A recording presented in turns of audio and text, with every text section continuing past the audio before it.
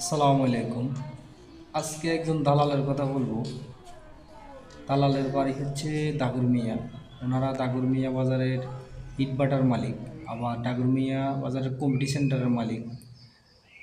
আর ওনার বাবা আবার দাগরমিয়া বাজারের রড সিমেন্ট ব্যবসায়ী, ওনার নাম হচ্ছে জালাল মিয়া। আর যে দালাল তার নাম হচ্ছে আরমান হোসেন শাহ।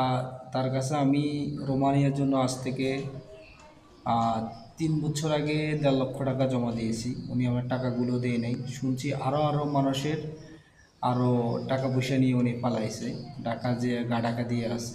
তো ওনার কাছে আমি যখনই ফোন দিতাম উনি আমার নাম্বারগুলো ব্লক পালিয়ে দিত, বা বিভিন্ন নাম্বার থেকে কল দিলে উনি আমাকে হুমকি দুমকি দিত, টাকা পয়সা দিচ্ছে না, ভয়ভীতি দেখাতো।